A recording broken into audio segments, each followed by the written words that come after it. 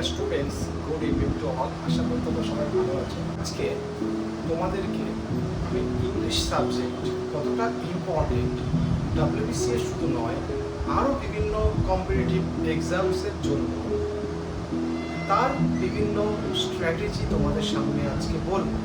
সেগুলো তোমরা মন দিয়ে শুনবে এবং সবথেকে বড় কথা যে হয়তো আমার চ্যানেলে কিছু অনেক ইম্পর্টেন্ট ভিডিও আমি দিই, সেইভাবে ভিউজ হয় না, আর যেটুকু হোক যেটুকু পৌঁছাক না কেন তাতেই আমি স্যাটিসফাইড। কিন্তু একটা জিনিস আমি তোমাদেরকে বারবার বলি যে মিসগাইডেড হবে না, সে তুমি যার কাছ থেকে গাইডেন্স নাও না। তুমি একটা বই পড়ছো বা তুমি একটা কিছু আর্টিকেলস পড়ছো, তোমাকে একজন এসে বললো যে আর্টিকেলসের মধ্যে এই লাইনটা তোমাকে বেশি পড়তে হবে, কিন্তু পড়তে হবে। কিন্তু তুমি যদি ওই পুরো প্যাসেজটা তুমি না পড়ো তাহলে তুমি বুঝতে পারবে না আগে কি আছে পরে কি আছে। আমি আর একটা এক্সাম্পল দিয়ে তোমাদের বলছি। ধরো একটা হিস্ট্রি পড়ছো, ধরো এনশিয়েন্ট পিরিয়ড পড়ছো এবং সেখানে ইন্ডাস ভ্যালি সিভিলাইজেশন পড়ছো, সিন্ধু সভ্যতা পড়ছো। সেখানে তোমাদেরকে বলা হয়েছে এই কোশ্চেনগুলো ইম্পর্টেন্ট। এটা ঠিক আছে বলাটা, একদম আমি এগ্রি করছি, ঠিক আছে, বাট বলে কিন্তু প্রথম থেকে শেষ পর্যন্ত বইটাকে পড়তে হবে ওই চ্যাপ্টারে, তবেই তুমি বুঝতে পারবে যে ওই কোশ্চেনটা কোন পার্সপেক্টিভে ইম্পর্টেন্ট, বা শুধু এক্সামের জন্য ইম্পর্টেন্ট না অন্যভাবে ইম্পর্টেন্ট, তাই না? সবসময় যে এক্সামের জন্য ইম্পর্টেন্ট পড়বে মানে জিনিসগুলো পড়তে হবে সেটা না, ওর সঙ্গে কিছু রেফারেন্স তোমাদেরকে নলেজ রাখতে হবে, যেটা পরীক্ষায় যে গতানুগতিক করে পড়ে না ঠিকই, কিন্তু কোনো না কোনো সময় তো পড়তেও পারে। সেইগুলো তোমাদেরকে নিজেদেরকেই বুঝতে হবে, কেউ এসে বুঝিয়ে দেবে না। এই সত্যি কথা বলতে কি জানো, যতক্ষণ পর্যন্ত তোমরা নিজেদের স্ট্র্যাটেজি ঠিক মতন না নিচ্ছ, নিজেরা বুঝতে না পারছো, তখন পর্যন্ত কিন্তু কিচ্ছু করতে পারবে না। মিসগাইডেড হবে, টাইম নষ্ট হবে, এবং টাইম নষ্ট হলে তোমরা তো জানো এর ভয়ঙ্কর কনসিকুয়েন্স কী। এর ভয়ঙ্কর কনসিকুয়েন্স কিন্তু তোমাদেরকে আরও বিপদে ফেলে দেবে, এবং সেই জন্য তোমাদেরকে আগে থেকেই প্রিপেয়ার্ড হতে হবে। আমরা সবাই জানি যে ডাব্লিউবিসিএস বলো, বিভিন্ন কম্পিটিটিভ এক্সামস বলো, সব ক্ষেত্রেই ইংলিশের ভূমিকা যথেষ্ট পরিমাণে রয়েছে। আমরা এটাও জানি যে ইংলিশ এবং ম্যাথামেটিক্স যে সাবজেক্ট দুটো রয়েছে, এই সাবজেক্ট দুটোতে যারা ভালো করে পড়তে পারবে না তাদের জীবনে চাকরি কিন্তু কনফার্ম হয়ে যাবে, কারণ এই দুটো সাবজেক্টে কেউ না কেউ কোনো একটাতে ল্যাক করে, এটা আমরা সবাই জানি। ম্যাক্সিমাম ক্ষেত্রে, আমি সবসময় বলবো আমার যে কথাগুলো ম্যাক্সিমাম ক্ষেত্রে, তো এক্সেপশনাল কেস তো থাকেই প্রত্যেকটা ক্ষেত্রে, এই জন্য ম্যাক্সিমাম ক্ষেত্রেই ধরে নেয়। তো ইংলিশে দুর্বলতা ঠিক ম্যাথামেটিক্সের মতনই রয়েছে, বরং বেশি পরিমাণে রয়েছে। আমার চ্যানেলের থ্রুতে বলো, আমার হোয়াটসঅ্যাপ গ্রুপের থ্রুতে বলো, সব জায়গায় কিন্তু আমাকে অনেকেই মেসেজ করে বা কমেন্ট করে জানায় যে স্যার বা দাদা এটা আমি ইংলিশটা কিনে পড়ে ইংলিশে কিছু বুঝতে পারছি না। এইটা তার জন্য, তার ক্ষেত্রে সেসব স্টুডেন্টদের জন্য খুবই একটা নর্মাল ব্যাপার, থাকতেই পারে। আমার কোনো একটা বিষয়ে আমার কমপ্লিট নলেজ নাও থাকতে পারে, এবং ইভেন 5% নলেজ নাও থাকতে পারে। স্বভাবতই ন্যাচারালি আমার যে সাবজেক্টটায় আমি কোনোদিন পড়িনি ঠিকভাবে, যে সাবজেক্টটা, সেই সাবজেক্টে ন্যাচারালি ফিয়ারটা আসবে। আমরা ভয় মানে সেই সব জিনিসগুলোকে করি, যে জিনিসগুলোকে আমরা ঠিক মতো এক্সিকিউট করতে পারি না, বা আমাদের এক্সপিরিয়েন্স নেই, সেই সাহসটা নেই। সেই সাহসটা কিন্তু একজন প্রপার তোমাদের সিনিয়র যে গাইড করবে তিনি কিন্তু অবশ্যই বলতে পারবেন।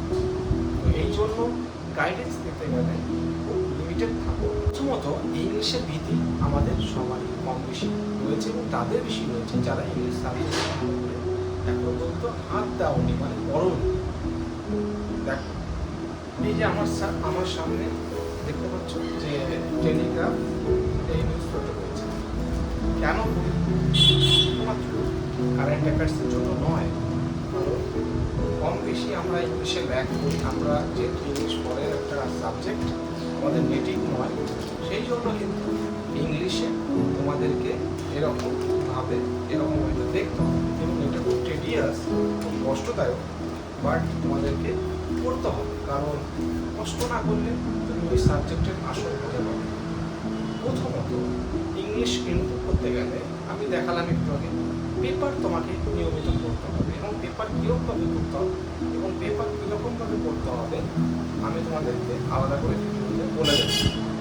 পেপার পড়বে, পেপার পড়ার জন্য তোমাদেরকে মোটামুটি 1 ঘন্টা মিনিমাম টাইম দিতেই হবে। এটুকু যদি ইংলিশে টাইম না দাও তাহলে কিন্তু হবে না। এরপর তোমাদেরকে বিভিন্ন গল্পের বই, ইংলিশের সহজ দেখবে গল্পের বই অনেক পাওয়া যায়। আমি কঠিন কোনো উপন্যাস, কঠিন কোনো নাটক এসবের কথা বলছি না। চিরাচরিত আমরা যেগুলো এইচএস লেভেলে পড়ছি সেই সব বইগুলো পড়ে ইংলিশে, দেখবে অনেকটা তোমাদের কনফিডেন্স আসবে। এবং অনলাইনে দেখবে বিভিন্ন স্টোরি আছে, অনেক কিছু আর্টিকেলস রয়েছে অনলাইনে, সেগুলো পড়ার চেষ্টা করবে। দেখবে তোমাদের প্রথম দিন মাথায় কিছু ঢুকবে না, ভয় লাগবে যে হচ্ছে না আমাদের, এই পড়াগুলো ঢুকছে না আমাদের, কিন্তু হাল ছেড়ে দিলে ওখানেই শেষ। মনে রাখবে তোমাদের নিজেদের প্রিপারেশন নিজেদেরকেই নিতে হবে।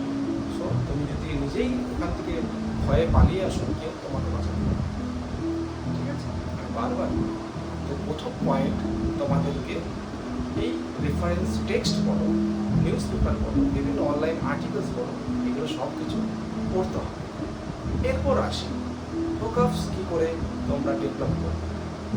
ভোকাবস মানে নতুন নতুন ওয়ার্ড তোমাদেরকে ভীষণ কী করবে, তোমাদেরকে চিন্তায় ফেলে দেবে, এবং সেইগুলো প্র্যাকটিস করতে হবে, খাতায় লিখতে হবে। খাতায় না লিখলে পরিণত হবে না। ধরো তুমি আজকে একটা নতুন ওয়ার্ড শিখেছো, ইন্টেলিজেন্স, আমি কথা বলছি, বুদ্ধিমত্তা, যারা বাংলা আমরা সবাই জানি। ধরো এই ক্ষেত্রে আমরা জানি ইন্টেলিজেন্সে তোমরা কীভাবে মনে রাখবে, অনেক নেমোনিক্স ইউজ করতে পারো। যেমন ধরো আমরা নেমোনিক্স অনেক ক্ষেত্রেই সাবজেক্ট ইউজ করি। যেমন ধরো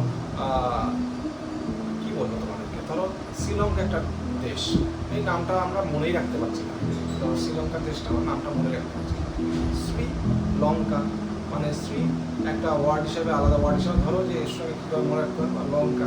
ধরো তোমরা লঙ্কা মানে তো জানোই, তো এইভাবে তোমাদেরকে নেমোনিক্স তৈরি করতে হবে। সেরকম ভোকাবসের ক্ষেত্রেও তাই, বোঝা গেল? ইন্টেলিজেন্সকে তুমি যেভাবে ভেঙে ভেঙে করতে পারো ছোটো ছোটোভাবে মনে রাখার জন্য, এবং মনে রাখবে যে তুমি ভাঙছো, নেমোনিক্স ইউজ করছো না, সেটা যেন বারবার ওটাকে রিভাইজ করতে পারো। যতবার রিভিশন দেবে ততবার কিন্তু তোমাদের সাফল্যের যে হারটা সেটা বেড়ে যাবে। ভোকাবস তোমাদের উন্নতি বা ইমপ্রুভমেন্টের জন্য ভোকাবসে তোমাদেরকে আমি বারবার বলেছি যে গ্রুপ স্টাডি করতে হবে। 2-3 জনের গ্রুপ স্টাডি করো, বেশি হয়ে গেলে কিন্তু সমস্যা আছে।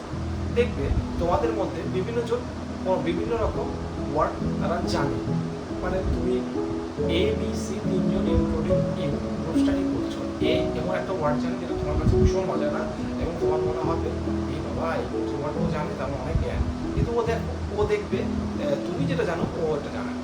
ব্যাপারটা হচ্ছে এরকম।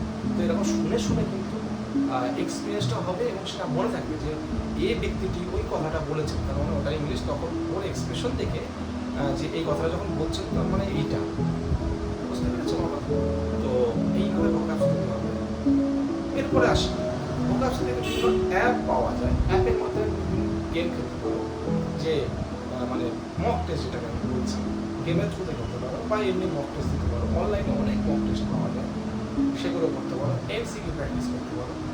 এমসিকিউ বইয়ের কথা আমি বলে দিচ্ছি যে ভোকাবস ডেভেলপ করার জন্য প্রচুর পরিমাণে এমসিকিউ বা মক টেস্ট দিতে হবে। তোমরা বিভিন্ন চ্যানেলে পাবে, ইউটিউবে অনেক চ্যানেল আছে, সেগুলো দেখবে, শুয়ে শুয়ে হোক, মাঠে খেলতে যাবে, খেলা দেখতে দেখতে হোক, যেখানেই হোক, সময় সুযোগ পেলে অবশ্যই এগুলো পড়বে। এরপর আসি কনসিস্টেন্সি, যেটাকে আমি বারবার বলছি, প্রত্যেকটা সাবজেক্টের মতো ইংলিশের কনসিস্টেন্সি অনেকটা পরিমাণে তোমাদেরকে রাখতে হবে। একদিন করলে, দ্বিতীয় দিন করলে না, কিছু ভয়টা কখন কাটবে, যখন তুমি জিনিসটা বারবার তুমি এক্সপিরিয়েন্স করছো, তখন তো এক্সিবিশন ভালো হবে, তাই নয় কি? তো এইটা অবশ্যই করবে। এরপর ভোকাবস ইমপ্রুভ করার আরেকটা উপায় হচ্ছে প্রিফিক্স সাফিক্স, মানে রুট ওয়ার্ডটাকে চেনা। ধরো আমি একটা ওয়ার্ড আমার একটা ওয়ার্ড আমি তোমাদেরকে বললাম যে আনবিলিভেবল। দেখো আনবিলিভেবল, বিলিভ এবল, এবল একটা কিন্তু সাফিক্স, মানে পরে বসছে আনবিলিভেবল। দুটো ওয়ার্ড কোনটা? বিলিভ। তো আন একটা প্রিফিক্স আর এবল একটা সাফিক্স, একসঙ্গে দুটো বসছে। তো এই ওয়ার্ডগুলো খেয়াল রাখবে কোনখানে রুট ওয়ার্ডের সঙ্গে কোনটা বসালে প্রিফিক্স সাফিক্স মানে কীরকম মিনিং চেঞ্জ হয়, এটা কিন্তু খেয়াল রাখতে হবে। ওকে, এবং তোমাদেরকে একটু কনস্ট্রাকটিভ ওয়েতে কাজগুলো, এই কনস্ট্রাকটিভ ওয়ে মানে হচ্ছে তোমাদেরকে প্রতিদিন কাজ করতে হবে, প্র্যাকটিস করে কাউকে দিয়ে চেক আপ করাতে হবে। সে তোমাদের হোম টিউটর হোক বা তোমাদের পাড়ার কোনো দাদা হোক, মানে যে ইংলিশ নিয়ে পড়েছে বা ইংলিশটা জানে, তাদেরকে দিয়ে তুমি চেক করাতে পারো বা আমাকে দিয়েও চেক করাতে পারো। আমি যদি টাইম পাই অবশ্যই তোমাদেরকে দেখব, বুঝলেন? এরপর আমি আসি, এটা গেল ভোকাবস। এরপর তোমাদেরকে যে ইংলিশ রাইটিংয়ের কথা বলছি, রাইটিংটা পুরো ইনফরমেশনগুলো যেগুলো আছে সেগুলো বাদ দাও, সেগুলো আলাদা ব্যাপার। তোমাকে একটা সেন্টেন্স তোমাকে কনস্ট্রাক্ট করতে হবে, তার জন্য গ্রামারটা অবশ্যই জানা লাগবে। ভোকাবস শিখতে গেলে গ্রামারের প্রয়োজন নেই, বাট যখন একটা সেন্টেন্স কনস্ট্রাক্ট করবে তখন কিন্তু গ্রামারের ভীষণ ভীষণ দরকার। মানে গ্রামার না জানলে হবে না। তার জন্য বেসিক বই পড়ো, 8-9 দিয়ে স্টার্ট করো। তোমাদের পাড়ার অনেক দেখবে ছোটো ছোটো ভাইদের দেখবে বা নিজেরও আছে বই, ছোটো ছোটো বই থেকে পড়া শুরু করো। আস্তে আস্তে করে স্টেজটাকে আস্তে আস্তে মানে উঁচুতে উঠো, মানে এটা সিঁড়ির মতো, একটা স্টেপ আর একটা স্টেপ এভাবে উঠতে উঠতে তোমাকে আলটিমেট পজিশনে যেতে হবে। একবারে উঠে গেলে কিন্তু হবে না। আর তুমি যদি 1 নম্বর স্টেপ থেকে ডাইরেক্ট 12 নম্বর স্টেপে চলে যাও, মানে 12 স্টেপস রয়েছে 12টা, তাহলে কিন্তু তুমি কনফিডেন্স হারাবে, ভয় পাবে, ওই সাবজেক্টটার প্রতি তোমাদের মানে ভীতি তো বাড়বেই, তার সঙ্গে অনীহা চলে আসবে। এটা খেয়াল থাকবে, অবশ্যই তোমাদের খেয়াল রাখা উচিত। এবং রাইটিং স্কিলের ক্ষেত্রে আমি বারবার বলছি, ভোকাবসগুলো কিন্তু রাইটিংয়ে খুবই কাজের। কারণ তুমি ভোকাবস যদি ভালো জানো, রাইটিং স্কিলে ভালো লিখতে পারবে উইথ প্রপার গ্রামাটিক্যাল নলেজ থাকা উচিত। আমি বারবার বলছি গ্রামার তোমাদেরকে দেখো নিজে নিজে শেখা খুব টাফ, তবে গ্রামারের জন্য তুমি ভালো টিচার নিতে পারো বা তোমরা ইউটিউব চ্যানেলে অনেক কিছু পাবে। গ্রামার বইতে টপিক দেখবে, ধরো ন্যারেশন চেঞ্জ বুঝতে পারছো না, দেখবে ইউটিউবে তুমি অনেক হাজার হাজার ভিডিও পাবে ন্যারেশন চেঞ্জের জন্য। ভয়েস চেঞ্জ পাচ্ছ না, ভয়েস চেঞ্জের জন্য পাবে সিনট্যাক্স, যেটা খুব ইম্পর্টেন্ট, বারবার সেটাও তুমি ইউটিউবে পেয়ে যাবে। তো এইভাবে নিজেদেরকে টাইম দাও। আর অনেক পয়েন্ট রয়েছে, আরও বেশ কিছু পয়েন্ট রয়েছে, আমি অন্য ভিডিওতে বলবো। ইংলিশে উন্নতি করার জন্য, ইমপ্রুভমেন্ট আনার জন্য এই পয়েন্টসগুলো ভীষণ ইম্পর্টেন্ট এবং এগুলো অবশ্যই তোমরা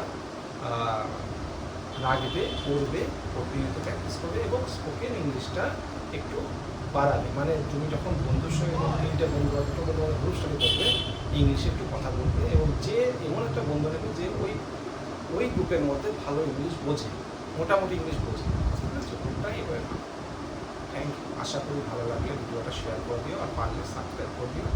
কারণ তোমরা যদি চ্যানেলটা সাবস্ক্রাইব করো, আরও অনেকজনের কাছে এটা মানে নোটিফিকেশনটা যাবে এবং সবথেকে বড় কথা, যত রিচ করবে তত সাধারণ স্টুডেন্টদের জন্য, যারা একটু ভয় পাচ্ছ, তাদের জন্য আমার চ্যানেলটা ভীষণ উপযোগী হবে আশা করি।